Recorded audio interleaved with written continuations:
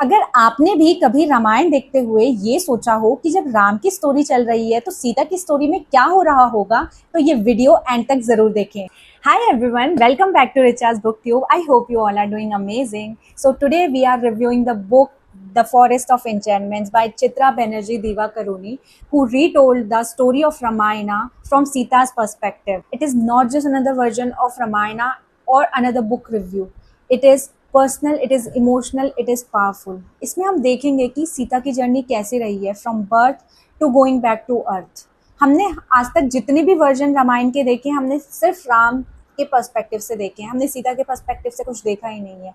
चाहे वो वनवास में जाना हो, चाहे वो राम की शादी हो सीता से, चाहे वो रावण से लड़कर सीता को वापस लाना हो, हमने हर वर्जन में सिर्फ राम की स्टोरी देखी है, हमने कभी सीता की स्टोरी देखी नहीं है। So this book gave us that. So इस बुक ने हमें वो पर्सपेक्टिव दिया कि रामायणा को हम सीता के पर्सपेक्टिव से देख सकते हैं। रामायणा में हम सीता की जर्नी देख सकते हैं कि उनकी जर्नी कैसे रही है, जब उन्होंने राम से शादी की, उससे पहले उनसे शादी की, उसके बाद जब वो अयोध्या में रही, जब वो वनवास गई राम जी के साथ, और जब रावण उन्हें लेकर गया अपनी लंका में, वहाँ उन्होंने अपना वक्त काटा, और जब वो वापस अयोध्या आती है और उन पे सवाल उठते हैं कि वेदर शी इज़ प्योर और नॉट, और जब राम अपनी ड्यूटीज़ को प्रायोरिटी रखते हुए प्रेग्नेंट सीता को जाने के लिए कह देते हैं अयोध्या से, वो जंगल में जाके रहती हैं, वो कैसे वहाँ रहती हैं प्रेग्नेंट होने के बावजूद, और वो कैसे अपने सन्स को बड़ा करती हैं, जो उनके बेटे होते हैं लव और कुश, उनको कैसे बड़ा करती है, और कैसे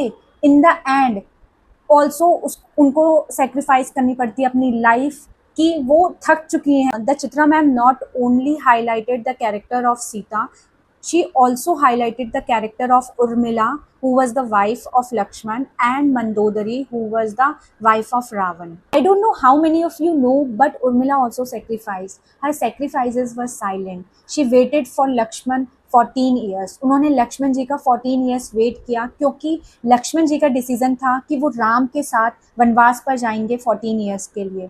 उन्होंने इस डिसीजन को सपोर्ट किया, वहाँ पर उनके साथ कोई नहीं था। डिसीजन को सपोर्ट करते हुए she face loneliness, longing and societal expectations. There were no one, उनके साथ कोई नहीं था। सीता अपने हस्बैंड के साथ थी वनवास पर, उनका हस्बैंड अपने भाई के साथ था वनवास पर, बट उनके साथ कोई नहीं था।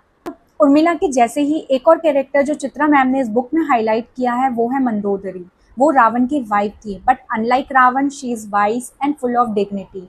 शी वॉर्न्ड रावण, उन्होंने कहा था रावण को कि ये वॉर मत होने दो, सीता को रिटर्न कर दो, but Ravana didn't listen, and what happened is the history as you all no.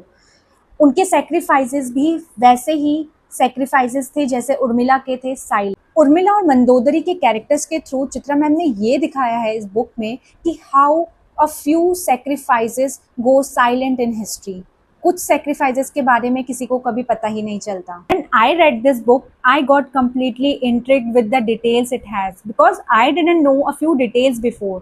Like Sita was adopted, वो राजा जनक जी की रियल डॉटर नहीं थी। उर्मिला जी उनकी बहन थी, जिनकी शादी लक्ष्मण जी से ही होती है, और उनके वनवास पर जाने के क्या रीजंस थे, और जब एक्साइल ऑलमोस्ट एंड होने वाला था तो रावण ने उनको कैसे किडनैप किया, और जब वो लंका में थी उस दौरान उन्होंने अपने डेज कैसे स्पेंड किए इस होप में कि राम जी आएंगे और उन्हें लेकर जाएंगे, और कैसे राम जी आते हैं उन्हें लेकर जाते हैं, और कैसे जब वो वापस आती हैं तो उनके कैरेक्टर को क्रिटिसाइज किया जाता है, और कैसे फिर राम जी एक पॉइंट आता है जब सीता जी को छोड़ देते हैं, जब वो प्रेग्नेंट होती हैं। उस दौरान वो जाती हैं, जंगल में रहती हैं अकेले, और लव और कुश को जन्म देती हैं, और कैसे उनको ग्रूम करती हैं, और कैसे जब वापस उनको अयोध्या बुलाया जाता है कि वो वापस आकर राम जी के साथ रह सकती हैं, कैसे उनको फिर एक बार अग्नि परीक्षा देने के लिए कहा जाता है। जब फिर से सीता माँ को अग्नि परीक्षा देने के लिए सामने खड़ा किया जाता है, तो वो डिसाइड करती हैं that she will not do any sacrifices further to prove that she is right, that she is pure. Then she decides that she will go back to Mother Earth where she came from. I must tell you that this book is impeccably written. It has powerful storytelling. I am not a mythology reader, but when I read this book, I fall in love with the storytelling skills of Chitra Banerjee. It was amazing. I would highly recommend you to read this book if you love mythology or you love woman portrayals. This one is for you.